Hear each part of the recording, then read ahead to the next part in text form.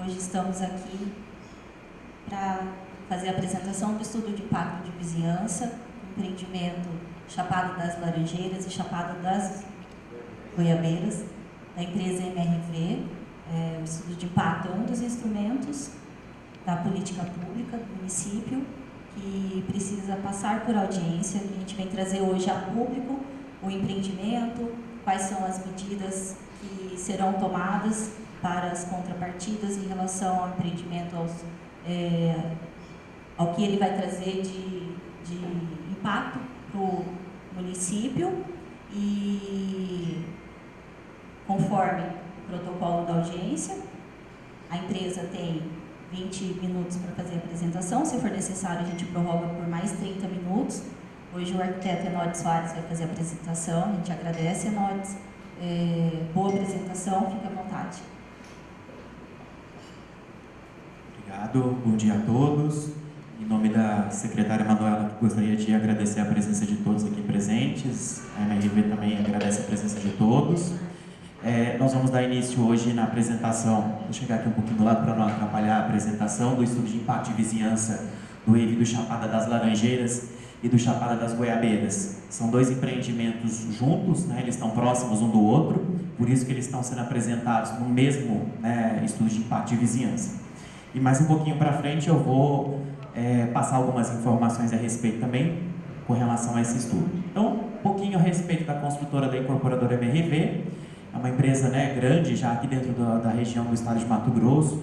Ela já tem uma longa data, foi iniciada em Belo Horizonte, mas ela tem todo um trabalho construído dentro da cidade de Cuiabá e Várzea Grande.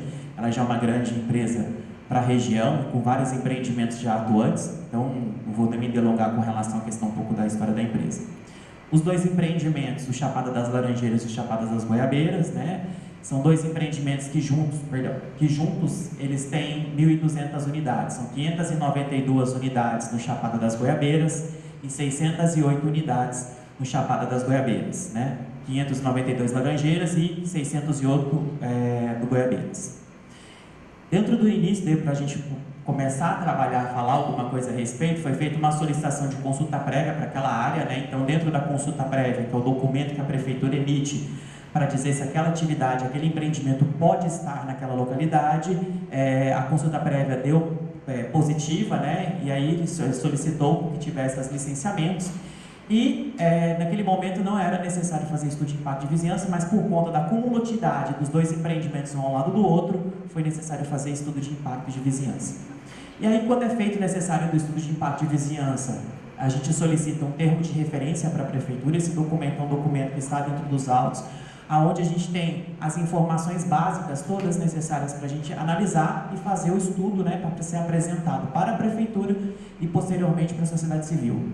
Então, esse é o termo de referência com as informações que foram feitas. A nossa equipe técnica deste estudo especificamente sou eu, arquiteto Enodes Soares Ferreira, sou especialista em planejamento urbano e arquitetura, mestre em geografia e produção do espaço urbano e estou terminando agora um doutorado em desenvolvimento regional. A gente tem na parte ambiental a Kézia está aqui presente aqui no nosso lado. Ela é engenheira sanitarista ambiental, perícia, engenheira de segurança do trabalho, com MBA em perícia, auditoria e gestão ambiental. Luiz Arquelete fez a parte do responsável pelo estudo de impacto de trânsito, e Rosa Maria Rosana Dias, que é a geóloga que fez a parte do trabalho de estudos ambientais. Então, são as nossas RRTs e ARTs dos documentos, que comprovam que nós, profissionais, assinamos esse documento. Então, a gente tem esses documentos todos dentro do processo. E aí a gente fala um pouquinho da localização, Esses dois empreendimentos que estão em vermelho aqui dentro é o Chapada das Laranjeiras e esse é o Chapada das Goiabeiras. Como eu disse para vocês, são dois empreendimentos que estão próximos um do outro.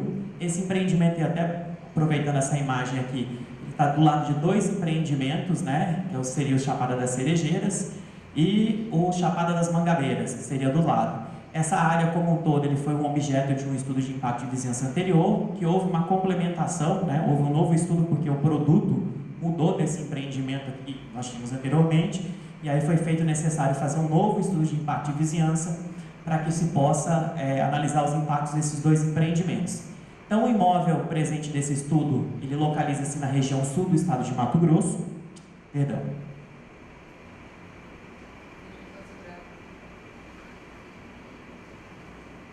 Ele localiza-se na região sul do município de Várzea Grande, né, na região sul. Ele está registrado na matrícula do imóvel, no cartório, na matrícula número 126. O referido imóvel possui área total de 82.187 metros quadrados e tem a indicação para 2 condomínios residenciais, né, bem como as instalações de uma estação de tratamento de esgoto e a implantação de uma área pública destinada à praça. O imóvel se localiza na Avenida Agrícola Paz de Barros, com essa Joaquim Tavares, né, no bairro Costa Verde, antigamente denominado Figueira e cabeceira do Governador. O aeroporto internacional Marechal Rondon está aqui ao lado, né? Se a gente seguir em linha reta, a gente vai cair mais aqui para frente, já naquela avenida que dá acesso na rotatória do aeroporto, que está sendo construída, e aqui Arthur Bernardes, aqui um pouco mais acima. Essas são os documentos da matrícula da área do empreendimento. Então, a matrícula da área, a gente trouxe todas elas para mostrar que tem toda a localização, né? Está toda certa, conforme a matrícula. Dos empreendimentos, o Chapada das Laranjeiras. O empreendimento consiste em condomínio residencial vertical composto por 37 blocos de 4 pavimentos, 4 unidades cada, totalizando 592 apartamentos. O conjunto contará com áreas comuns, né, de áreas que a gente tem aqui na parte da frente, que são essas áreas comuns. O acesso dele está nessa parte aqui, da frente da Agrícola Paz de Barros, que seria essa curvatura aqui na frente, que o acesso dele vai ser feito por aqui, né? Voltando, então a gente tem as torres para o final, né? Mais ao fundo, alguns equipamentos comuns que a gente tem aqui na lateral, quadra poliesportiva, salão de festas nas laterais, e aqui no começo também a gente tem alguns equipamentos. Ao longo do meio a gente tem a circulação de veículos com as vagas de garagem e os blocos dispostos nas suas 2 laterais. O Chapada, como eu disse para vocês, tem 37 torres, 4 pavimentos, né, totalizando 592 unidades, totalizando 35 mil metros quadrados de área aproximada de área construída. Dentro desse total, 26.501 são áreas edificadas dentro desse lote computáveis. O Chapada das Goiabeiras, que é o outro que a gente tem aqui ao lado, que ele vai dar acesso pela Joaquim Tavares. Ele é um empreendimento também com 38 blocos, né? Cada um com 4 pavimentos, totalizando 608 unidades. Mesma situação, o acesso dele é feito pela Joaquim Tavares. A parte social do empreendimento e a parte de lazer ele se concentra bem à frente, juntamente também com o acesso às portarias. E na lateral existe uma área destinada aqui à frente do empreendimento aqui, que está destinada a talvez uma futura estação de tratamento de esgoto, mas eu vou falar um pouquinho mais à frente. O restante do empreendimento ele é distribuído conforme vocês estão vendo aqui os blocos e as vagas de estacionamento, com bastante área verde próxima. Isso a gente vai ver aqui um pouquinho mais à frente, e o acesso todo feito pela Avenida Joaquim Tavares. São 35 mil metros quadrados de área de terreno para esse empreendimento e 26 mil metros quadrados de área construída para esse empreendimento também. Bom, falando sobre a questão do adensamento populacional, né? O empreendimento analisado nesse estudo, ele é composto por 1.200 unidades habitacionais, distribuídas entre os 2 empreendimentos, 592 no Chapada das Laranjeiras e 608 no Chapada das Goiabeiras. Dessa fórmula, a gente aplica uma fórmula de ocupação para essa área de 3 pessoas por moradia, que é uma taxa que se utiliza, né, através do IBGE, a gente utiliza essa taxa de aproximadamente 3 pessoas, que a gente tem um total de 3.600 moradores. E aí aquela ressalva que eu faço, né? O empreendimento havia anteriormente aprovado um projeto denominado Vale das Laranjeiras, que seriam, entre aspas, para casas, composto por 384 unidades habitacionais. Então, em razão deste histórico de licenciamento, consulta prévia e termo de referência emitidos pela Prefeitura Municipal de Várzea Grande, que mencionam que o quantitativo de 816 unidades nos documentos que a gente tem para esse empreendimento, tá? Então, só para a gente deixar isso justificado do porquê, da onde a gente chegou com as 1.200 unidades, e aí o nosso termo de referência está com 816, que é um número menor. Então, só para a gente deixar claro que existia um outro estudo anterior, e aí a gente está trabalhando, mas deixar bem claro também que a gente está analisando em cima das 1.200 unidades o impacto do empreendimento, como se o empreendimento fosse absolutamente novo, sem levar em consideração as 384 unidades habitacionais anteriores. Bom, então a gente tem do adensamento populacional a população fixa, que seriam os moradores dessas unidades, que seriam os 1.200 por 3, então 3.600 pessoas, e nós temos um cálculo de flutuação de população flutuante de 653 pessoas. Bom, mas como é que a gente chega nesse cálculo dessas 653 pessoas? Existe uma métrica que a gente utiliza entre as unidades. Então, quantidade de unidades que você vai ter, você tem uma porcentagem X de serviços, né, de pessoas que vão lá fazer instalação de equipamentos, que vão fazer instalação de internet, que vão fazer limpeza, ou outros serviços, instalação de ar-condicionado. Então, a gente tem uma métrica que chegamos a 653 pessoas para esse empreendimento, né? Então, a gente tem uma população estimada em 4.253 pessoas para este empreendimento como um todo, para esses dois empreendimentos, né? Bom, funcionamento e tempo de obra, né? Esse funcionamento e horário de funcionamento, o empreendimento por ser residencial funciona 24 horas, né? Então vai ter gente sempre nesse empreendimento. O tempo estimado da construção desse empreendimento é de 36 meses. O valor de investimento dessas obras chegam a 110 milhões de reais, então 55 milhões aproximado para o Chapada das Laranjeiras e 55 milhões para o Chapada das Goiabeiras, né? Então é um investimento volumoso para aquela região que garante uma valorização para a área que hoje não tem nenhuma ocupação. Com relação à questão do abastecimento de água, né? A gente também faz uma solicitação ao Departamento de Água e Esgoto do município, e a qual a gente tem uma carta de disponibilidade de água e esgoto. Dentro dessa declaração, ele diz que é possível ser atendido o consumo diário, né, vezes a população estimada. A gente tem um consumo aproximado de 540 metros cúbicos de água por dia. E quando foi feita essa carta para a concessionária de água, foi informado também que quando foi feito o primeiro empreendimento, foi feita uma extensão de rede dessa água para chegar aos dois outros empreendimentos que já estão em processo. Um já foi entregue e outro está em processo de construção, e que esse procedimento lá na frente já atendia esses dois empreendimentos com a adutora que estaria chegando para atender esse empreendimento. Então, já atende o empreendimento, então fazer só a conexão a essa adutora para poder atender os dois empreendimentos. A geração de esgoto, né? A geração de esgoto também é baseada em cima de unidade. Então, a gente tem uma média de 432 metros cúbicos dia, de acordo com a DPE, né, que seria a disponibilidade de esgoto. Ele é feito para fazer a ligação na ET Santa Maria, né? Então, tem um empreendimento que ele é para fazer a conexão lá com a ET Santa Maria. A coleta de lixo, tem uma carta de declaração de possibilidade de coleta de lixo, que ele é coletado naquela região terça, quinta e sábado, né? Então, passa a coleta de lixo na região.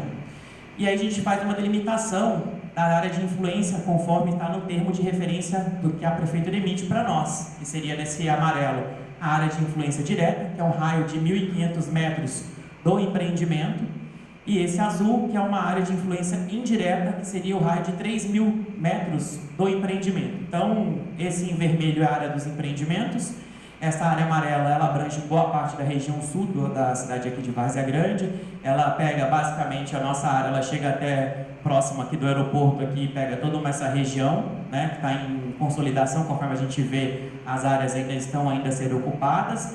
E aí é uma área de influência indireta muito maior, que ela já pega o outro lado, já pega a região do Parque do Lago, em Várzea Grande, e o centro-sul de Várzea Grande, Caraí, mais outros bairros para essa região. E também a região do Rio Cuiabá aqui.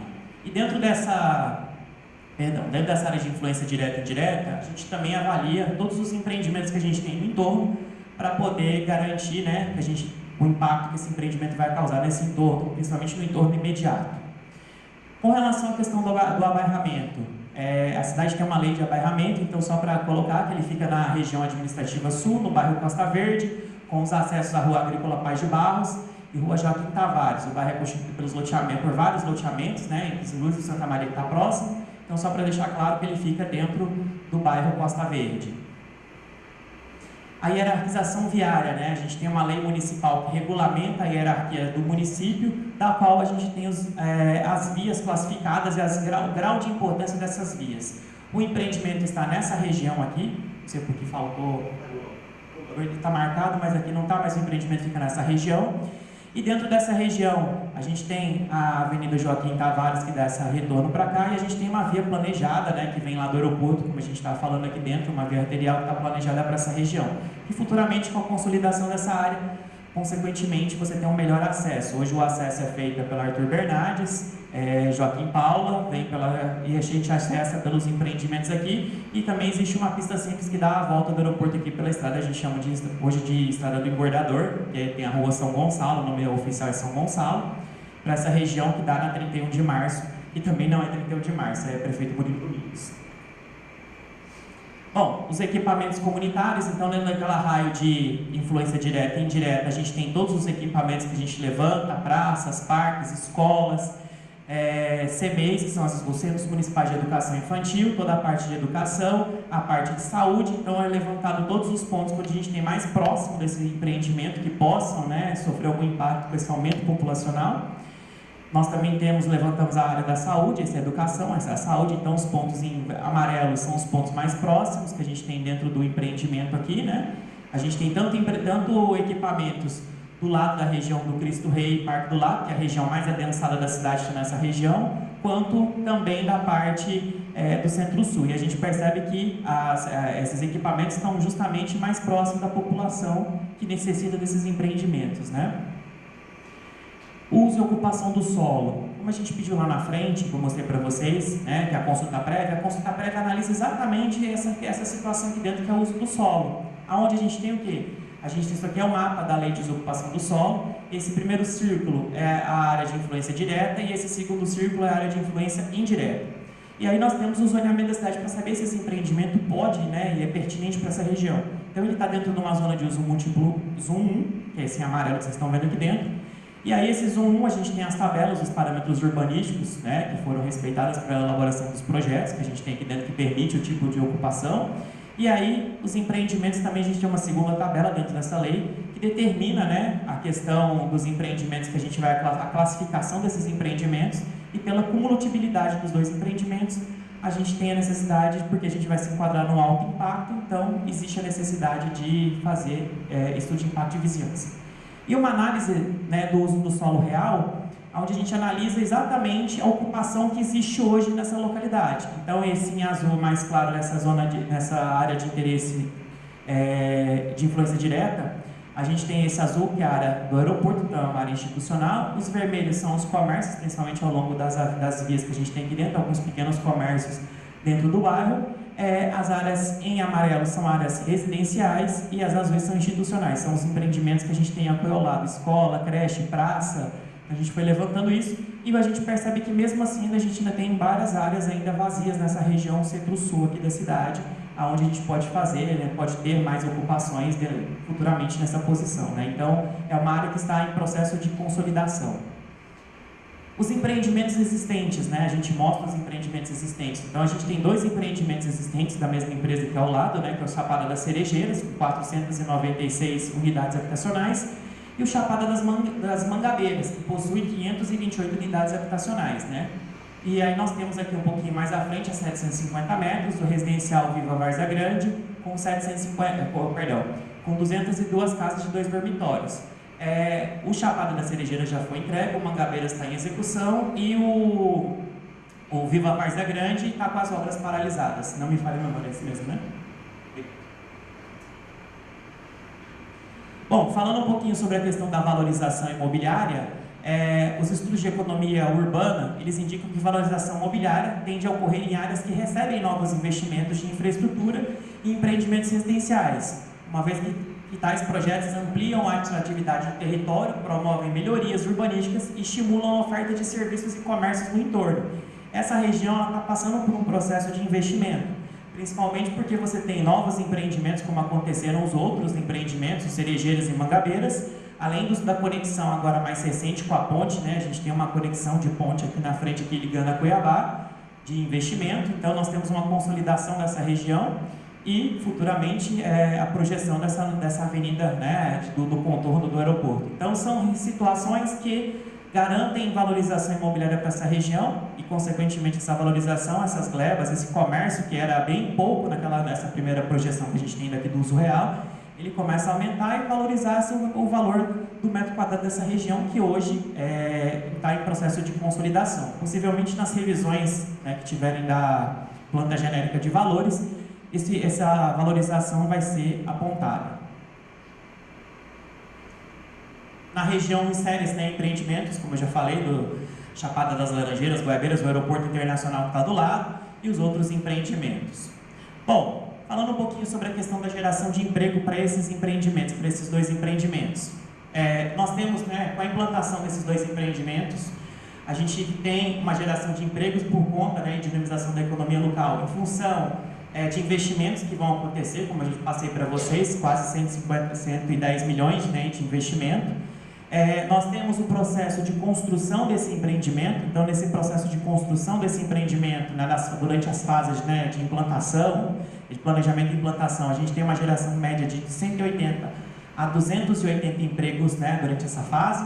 E posteriormente a essa fase, como eu disse para vocês, a gente tem a fase de operação, onde eu vou ter os serviços vinculados à moradia. Serviços de limpeza de ar-condicionado, serviços de faxina, serviços de pequenas obras de reforma, que a gente calcula em 480 trabalhadores. Além também dos funcionários do próprio empreendimento, que precisam manter o empreendimento. Então, existe uma geração de emprego antes e pós o empreendimento estar funcionando. Bom, todo empreendimento ele vai gerar, no caso específico, tem geração de tráfego. Qualquer empreendimento que vai ser construído, as pessoas precisam se deslocar. E nesse deslocamento gera tráfego.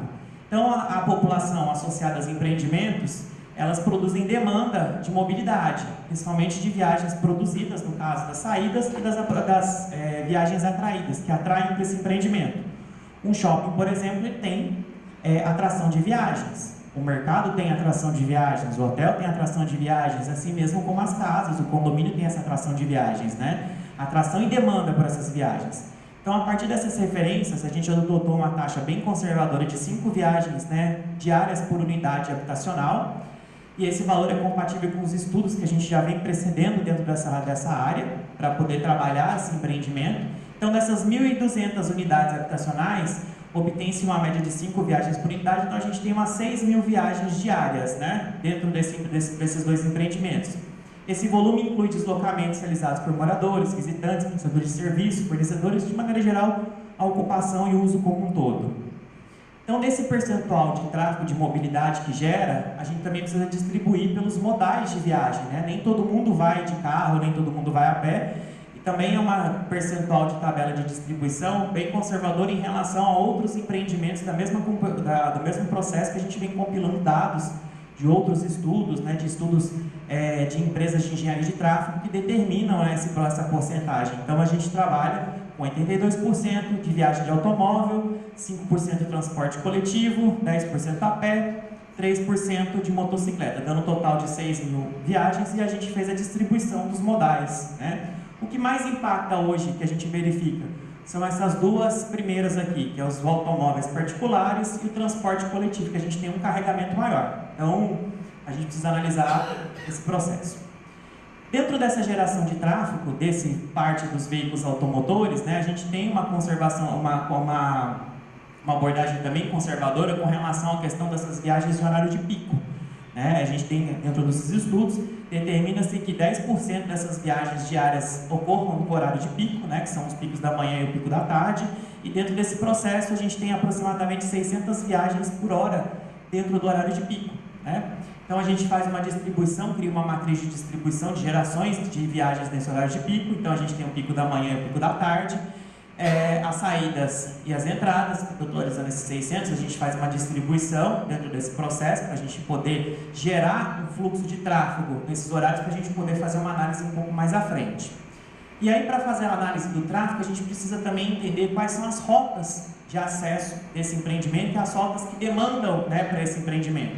Então, hoje o empreendimento está nessa região, a Avenida Manuel de Paula é essa azul, a Joaquim Tavares essa em vermelho, São Gonçalo em vermelho, a Avenida 31 de Março é atual Murilo Domingos, a Avenida Presidente Arthur Bernardes, a Avenida Filinto Miller, a Avenida Brigadeiro Eduardo Gomes. Então são avenidas que dão acesso a esse empreendimento. Então, do mesmo jeito, a gente faz uma análise, distribui essas viagens conforme as rotas que a gente tem dentro desses empreendimentos. Então a rota 1 aqui, ela é uma rota que ela vem, a rota 1, que seria essa azul, ela vem em sentido do aeroporto, do 0 km da rotatória do aeroporto para a região do aeroporto e chega até o empreendimento. A rota 2 seria essa rota que a gente tem da Joaquim Tavares. A rota 3 seria a parte que o pessoal vem aqui da região centro-sul de Várzea Grande, ali através da Brigadeiro Eduardo Gomes, adentra também o empreendimento, pegando um pedaço da Rota 1. A Rota 4 seria essa rota que vem da Murilo Domingos e entra até o empreendimento. Então são distribuídos essas rotas de acesso, né, para a gente poder também analisar os picos. A mesma coisa a gente faz também as rotas das demandas, né? Para onde saem as pessoas que teoricamente moram nessa região e vão? Como é que a gente faz essa distribuição dessas rotas também? Existe um estudo no passado que foi feito com relação à pesquisa de origem e destino, da qual a gente faz uma atração pelas zonas de atração que tem distribuídos pelo município de Cuiabá e Várzea Grande através do plano de mobilidade que foi feito no passado. Então a gente faz uma distribuição com essas rotas de acesso. Esse empreendimento aqui, como ele tem uma localização, ele permite que você tenha várias rotas de possibilidades, a gente tem que fazer essa análise. Pode ser que tenha outros empreendimentos que tenham apenas uma entrada e saída. Então a gente faz essa distribuição para poder permitir fazer uma análise desses pontos de viagem, né? Esses pontos trazidos para poder analisar. Então a Rota 1, que é a rota mais carregada, tanto na vinda quanto na volta, a gente percebe o seguinte, que a gente tem um pico, né, de atração pela Rota 2, aqui, que seria essa parte da Rota 2, e um pouco diferente da Rota 1. Né? Então, a gente faz uma análise também dessas movimentações de tráfego. Aí a gente faz uma alocação de distribuição de tráfego por cada rota, conforme os coeficientes. Então, a gente baixa, como eu disse para vocês, a matriz origem e destino, que faz com que a gente distribua conforme as zonas de atração e as zonas de demanda, conforme os coeficientes de distribuição, para a gente poder chegar numa outra tabela, que a gente tem essa tabela daqui do lado, que é a alocação do tráfego, para que são os números das viagens geradas por cada situação. E aí a gente produz o fluxo que esse empreendimento, com a sua capacidade total, vai ter futuramente nessa localidade. Então a gente faz uma análise também das vias, né? Então foi feita uma análise dentro do estudo de todas as vias, Governador João Ponce de Arruda, Avenida Filinto Miller, Avenida Presidente Arthur Bernardes, Avenida Manuel de Paula, Avenida Joaquim Tavares e a Avenida 31 de Março, atual Murilo Domingos. E dentro desse processo, a gente faz uma análise de trânsito desses empreendimentos, dessas vias, e a gente faz uma contagem de tráfego, para a gente saber, nesse caso aí especificamente, e aí é recomendado, que como a gente não tem esse empreendimento ainda, a gente tem um dado antes do empreendimento. Então a gente faz uma comparação entre antes do empreendimento, né, e aí depois com esse carregamento dentro dessa contagem que a gente faz, como é que vai ficar o nível de serviço. O nível de serviço ele é determinado da letra A à letra B, né? Da letra A à letra F. Então, quanto melhor para o A, é o melhor índice de serviço, quanto mais próximo do F, pior é o índice de serviço. Hoje, a rotatória do aeroporto, né, dados atuais, ela tem o índice de serviço através dos seus movimentos em alguns pontos, em alguns horários de pico, alguns desses movimentos estão saturados, que seriam esses elementos que a gente está aqui em F. Normalmente o ponto, deixa eu só pegar aqui exatamente que eu não lembro de cabeça todos, mas o ponto 5, do ponto 5 ao ponto 11, seriam os movimentos que a gente tem mais saturados. Do ponto, deixa eu só me lembrar aqui, acho que o ponto 1, 2, vou pegar aqui rapidinho que eu consigo visualizar um pouquinho melhor. Tá? A gente tem alguns pontos carregados, são alguns desses movimentos que a gente tem, já que estão saturados nessa aí. Então a gente provoca uma fila, principalmente aqui hoje, na Filinto Miller, que a gente tem uma fila de carros grandes em horários de pico, que ela vai subindo, ela passa do shopping aqui na frente, para poder acessar a rotatória. A gente tem fila aqui também na Arthur Bernardes nesse ponto, por isso que a gente chama de movimento saturado, né? Já está no grau máximo de saturação desse empreendimento, então começa a provocar congestionamento. Então, o trânsito fica extremamente lento, principalmente nos horários de pico, na Arthur Bernardes e na Filinto Miller, que são as duas vias com maior trânsito. A João Ponce um pouco menor, mas as duas são as que tem mais, por isso que o índice F aqui já está saturado. Esse é o cruzamento da Presidente Arthur Bernardes com a Manuel de Paula, mais conhecido como rotatória do Pão com Manteiga, né? Que a gente tem a Previvag, o Pão com Manteiga estava aqui. Então esse é o acesso hoje mais próximo, né, da região do centro da cidade. Então os índices, né, de saturação dos serviços, eles estão entre C e D. A gente tem um cruzamento em horário de pico nesse trecho da Arthur Bernardes, que muitas vezes congestiona um pouco para poder acessar. O trânsito aqui flui um pouquinho melhor, mas a Manuel de Paula, por ser uma avenida de pista simples, ela também tem um congestionamento aqui no horário de pico para saída em direção a Arthur Bernardes. Nós fizemos a análise também do cruzamento da 31 de março, que é a atual Avenida Prefeito Murilo Domingos, com a Rua São Gonçalo, bem nesse trecho final. Os cruzamentos em horário de pico, eles mantêm-se estáveis, né? Então, de uma certa maneira, não tem tanto tráfego nessa região. Com a abertura da ponte, a tendência é aumentar um pouco mais, só que nós não temos esse dado ainda disponível para a gente poder verificar. Então, como eu disse para vocês, o nível de serviço futuro, a gente pega esses dados que a gente levantou e traz o nível de serviço, a gente distribui esse nível de serviço para o nível futuro. E aí eu vou me delongar apenas nesses dessas duas últimas tabelas, né, para a gente mostrar aqui essas duas colunas, para mostrar o nível de serviço, né, tanto do pico manhã para o pico tarde. Então, assim, só para mostrar para vocês que na rotatória a gente vai ter, dentro da rotatória do aeroporto, um aumento do nível, uma piora um pouquinho do nível de serviço de A para B, no ponto 1. Então a gente vai ter, e o restante ele permanece em classificação F, como ele já está saturado. Então a gente tem nesse ponto um pequeno aumento, né, do nível de serviço. Os outros eles vão permanecer como eles se encontram, né? E a gente também tem aqui na São Gonçalo também, por conta da distribuição, perdão, um pouquinho de elevação desse nível de serviço de A para B, então perde um pouco de qualidade por causa do movimento. Mas ainda é considerado, nesse trecho aqui ainda, bem satisfatório, né? O trecho pior, de fato, que todo mundo conhece, é a rotatória do aeroporto. Bom, análise do transporte coletivo, a gente verificou que as linhas de transporte, né, que passam pela região, a linha que passa mais perto e próxima aí na avenida, inclusive, é a linha 753, que é a terminal André Maggi Pirineu, que é responsável por conectar, né, o bairro Pirineu e as adjacências ao terminal que fica no centro de Várzea Grande.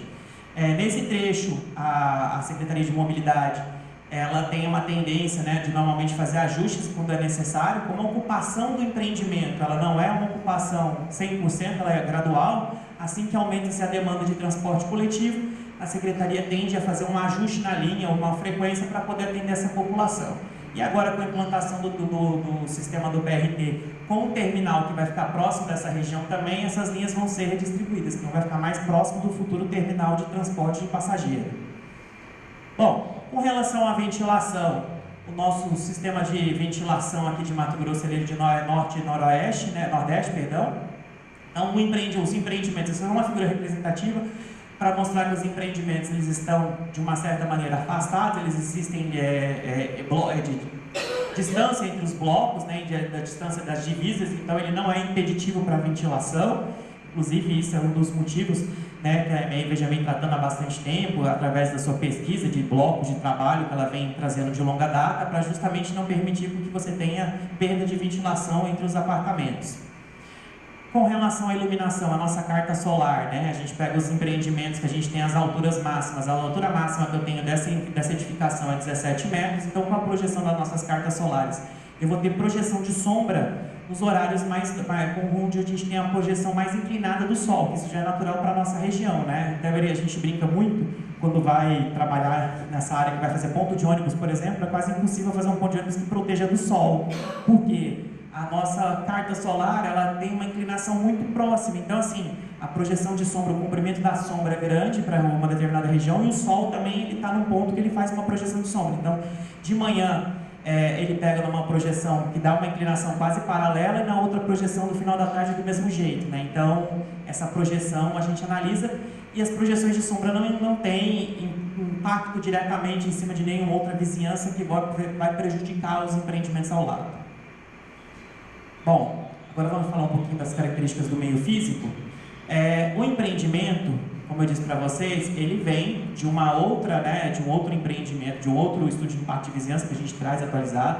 Foram levantadas todas as características da área, principalmente as características vegetais, de solo, áreas de possíveis, né, fontes de água, nascentes. Então, dentro dessa localidade, a gente verificou, a gente trouxe um histórico que tem dentro do estudo, né, ambiental desse empreendimento, os históricos, né, por imagens de satélite da ocupação dessa área.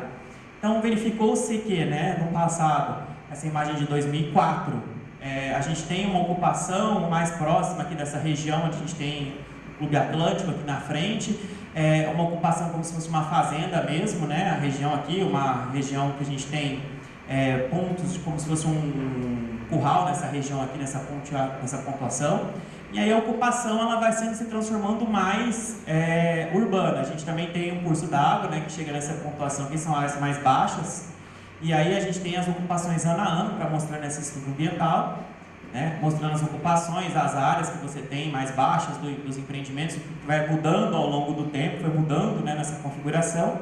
Nós fizemos, né, dentro do estudo também tem as sondagens para mostrar a questão da água, do nível do lençol freático, essa preocupação que tem para uma região que está mais próxima, principalmente essa região mais baixa, e foi identificada essa área sensível, que é uma área com uma cota mais baixa, que tem uma possibilidade, né, de alagamentos sazonais dentro dessa possibilidade. Então, tudo isso foi analisado e os empreendimentos estão fora dessa área, né, foram retirados da matrícula dessa área, dessas edificações. E isso vem desde o primeiro estudo para esse estudo atual, permitindo, mantendo essa área como ela se encontra hoje, porque é sensível, né? Então ela está lá, aquele primeiro desenho, vou voltar, depois eu volto, senão vai puxar slide demais. Mas tem justamente, mostra esse recorte dessa área, né? Então essa área sensível, ela saiu da parte total da matrícula, né? Deixou essa área reservada para manter essa área sensível. Então a característica da vegetação, foram identificados 129 indivíduos arbóreos, pertencentes a 25 espécies diferentes, cambaru, piqui, gonçaleiro, aroeira, capitão de mato, lixeira e outras mais, né? O inventário detectou uma predominância de cambaru, que é uma espécie, 29 indivíduos pertencentes a espécies protegidas e vulneráveis, incluindo 10 exemplares de piqui, 10 gonçaleiros e 6 aroeiras, dentro da área como um todo. Essa foi uma foto que eu tinha feito, estava chovendo no dia que eu cheguei lá, mas só para mostrar que parte dessa área já estava, né, já tinha sido aberta conforme as imagens que a gente tinha utilizado de satélite aqui para mostrar isso, né? Então tem uma parte que tem uma vegetação mais próxima dessa área sensível, mas a área mais próxima das avenidas já estavam mais abertas já, né? E a gente monta uma matriz de impacto. Essa matriz de impacto ela é montada para as 3 fases do empreendimento, para a fase de planejamento, para a fase de implantação e para a fase de operação. Dentro da fase de planejamento, a gente tem essa matriz, né? A gente divide essa matriz conforme o termo de referência da prefeitura, todos os tipos de impacto que possam ser considerados, né? Então eu tenho impactos no meio físico, meio biótico e meio socioeconômico. Na parte, né, da parte de planejamento desse empreendimento, eu tenho uma indução, a mudança de uso e ocupação do solo, de fato. Esse solo, ele é um solo tecnicamente sem uma utilização de urbanização, ele passa a ter uma urbanização, então ele tem uma consequência de impacto que tecnicamente ele é negativo, porque não tem como voltar, é um impacto direto, a abrangência ele é local, a magnitude de 2, porque ele é média de magnitude, ele não é um empreendimento, apesar de ser considerado de alto impacto, mas ele não é uma verticalização, uma urbanização tão adensada, duração é permanente, reversão ele é irreversível, e temporalidade que chega aqui dentro ele é de longo prazo. Então tudo isso a gente faz para todos os impactos que são determinados, a gente monta essa matriz, e essa matriz a gente traz para cá com todos os impactos possíveis, né? Definição de área urbanizada no setor de sensibilidade hidrogeológica, a gente verificou, previsão de supressão de vegetação do cerrado antropizado, ampliação planejada da oferta habitacional, antecipação de demanda por infraestrutura urbana, expectativa de valorização imobiliária do entorno. Isso é da fase de planejamento. A gente faz a mesma coisa para a fase de implantação. Não vou ler todos aqui, porque eu vou me delongar um pouquinho mais nas medidas, na fase de implantação e também na fase de operação, que seria o pós-obra, né? A entrega e a operação do empreendimento como um todo. Então a gente também tem todos isso medido pelos 3 meios para esses processos. Então, dentro das medidas mitigadoras que a gente tem dentro desses empreendimentos, eu fui listando todas elas, né? Fiz uma lista de todas essas medidas que são tomadas. Na fase de planejamento, adequar os projetos urbanísticos e arquitetônicos de infraestrutura às normas de uso do plano diretor, compatibilizar o adensamento proposto com a capacidade instalada dos sistemas urbanos existentes, prever percentuais mínimos de áreas permeáveis conforme a legislação municipal, dimensionar adequadamente o sistema de drenagem pluvial, priorizando as técnicas de retenção, infiltração e recarga, prever acessos de veículos, né?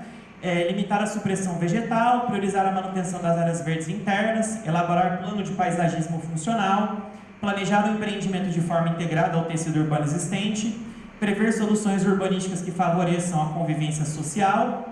Na fase de implantação, executar os serviços de terraplanagem de forma controlada, implantar sistemas provisórios de drenagem superficial, realizar a umectação periódica das vias internas, jogar água, controlar a velocidade de circulação dos veículos no interior do canteiro de obras, realizar carga e descarga de transportados de materiais e solos escaváveis, restringir os horários de funcionamento das atividades de obra, priorizando o período diurno e respeitando os limites estabelecidos na legislação municipal, realizar manutenção preventiva e periódica das máquinas e equipamentos para redução das emissões sonoras atmosféricas, priorizar a utilização de equipamentos com menor emissão sonora de dispositivos de controle acústico, elaborar e implementar o plano de gerenciamento de resíduos sólidos da construção civil, realizar a segregação dos resíduos sólidos da construção civil no próprio canteiro de obras, classificando-os, conforme as categorias. Destinar os resíduos reutilizáveis da classe A, encaminhar os resíduos recicláveis da classe B, C e D, promover o uso racional da água e da energia no canteiro de obras, garantir a proteção de áreas não destinadas à intervenção direta, evitar supressões vegetais desnecessárias, realizar remoção de vegetação de forma gradativa, manter as áreas verdes remanescentes devidamente isoladas, a gente tem uma área protegida lá, priorizar a contratação de mão de obra local, implantar plano de circulação e logística de veículos de obra, minimizando as interferências do tráfego local, isso aqui é importante, principalmente na fase de execução, de implantação do empreendimento, para evitar amenizar a questão da circulação, principalmente da avenida, que a gente vai ter os acessos aos empreendimentos, instalar sinalização temporária adequada às áreas de acesso ao empreendimento e ao seu entorno, manter comunicação periódica com a comunidade do entorno acerca do cronograma de obras e eventuais interferências temporárias.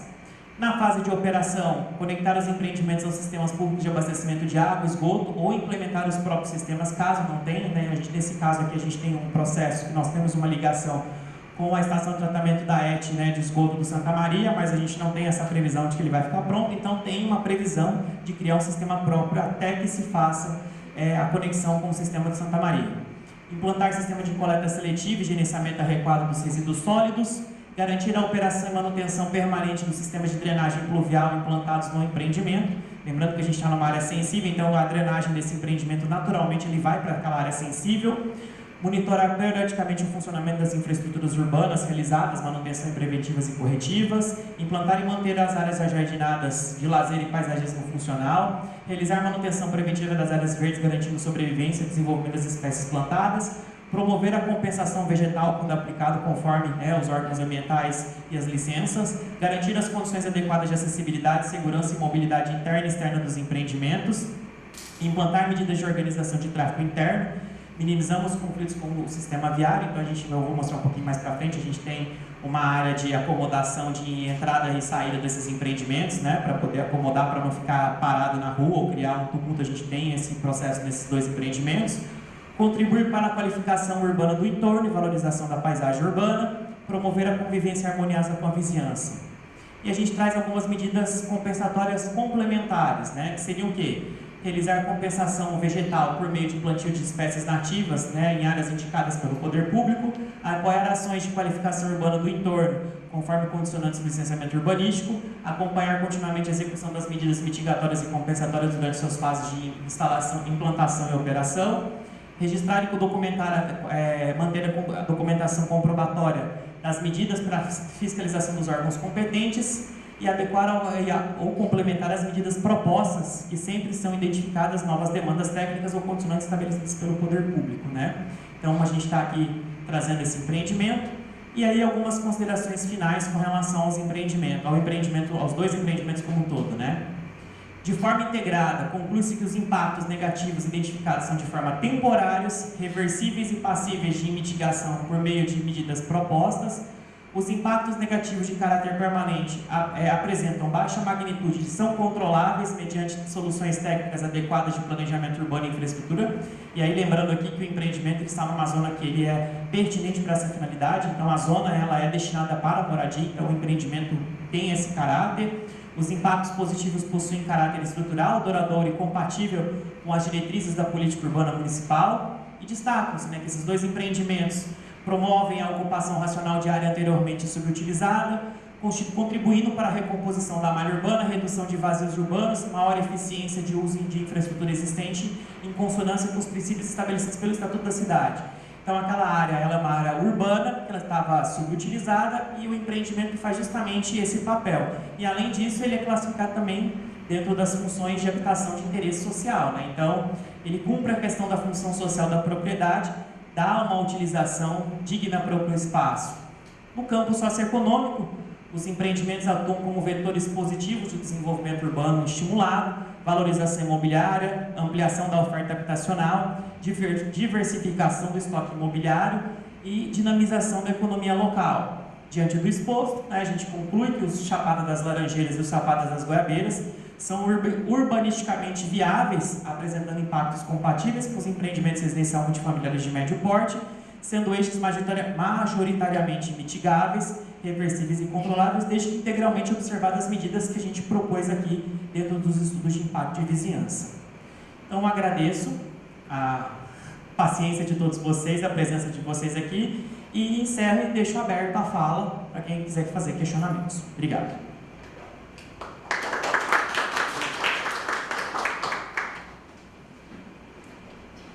Agora, como é protocolo da audiência, a gente abre para questões e perguntas. Quem tiver alguma dúvida, a equipe está à disposição. Não havendo nenhum questionamento, declaro encerrada a audiência. Agradeço a todos a presença. Obrigada.